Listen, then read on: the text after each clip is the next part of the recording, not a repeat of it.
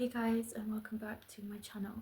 So today I have an interesting topic which we're going to discuss, and you can tell by my title. So we're going to discuss why women are hypergamous. And for those of you who don't know what hypergamy means, it means a person who dates or marries someone of a higher status than they are. So basically, the reason why women are hypergamous and men are not is because of evolutionary factors. So back in prehistory, people were surviving, and a woman would naturally, the reason why our human species survived through prehistory is because women were very selective with who they would mate. And the reason why is because if they would choose a wrong mate, a wrong man who was not resourceful, wasn't a good hunter, didn't have any skills, they and their baby would die. So, being a woman and being hypergamous isn't really anything you should shame a woman for, because it's naturally coded in their DNA. So the difference between man and woman is that man, naturally, a lot of men have the desire to date up, because back in prehistory, man, the way they would survive, the male species, is by spreading their seeds as far as they could. So what I mean by that is that they would, date a lot of women, and they wouldn't be very picky about the status of a woman or whether she had skills or not, because what they're genetically coded to do is to try and, produce a fetus with, and, to try and secure a fetus. So basically, babies were very important back in prehistory, because if your tribe wasn't procreating, your tribe would die, and procreation was very essential for the survival of the human species. So basically, if women weren't picky about who they were dating back in prehistory, our human species would have not survived. So yeah, so basically, what I'm trying to say is, in the modern days, a lot of men, they get mad because women are hypergamous, and you shouldn't really get mad about that. It's just encoded in a woman's DNA, and you should look for ways to better yourself, and better yourself if you want to be successful in dating.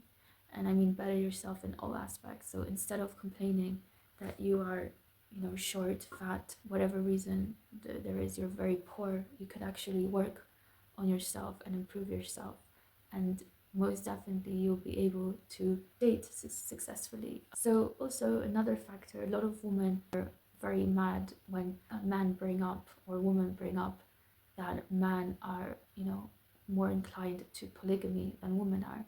And that's also encoded in the man's DNA to more promiscuous, and to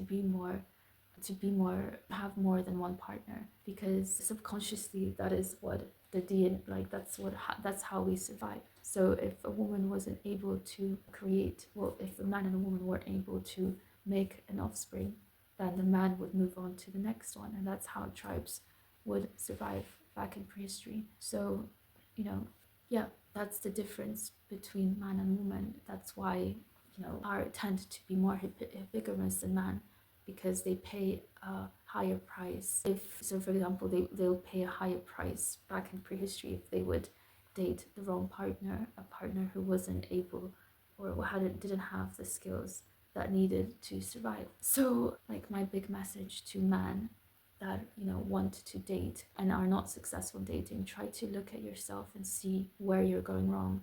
So if you're not able to date, if women keep rejecting you, then there's something about you that you're not doing, there's something that you're not working on, and women can sense that, because, as I mentioned, it's in their DNA to be very picky with the man they date. So for example, if you are very fat, right, then that means you're not healthy.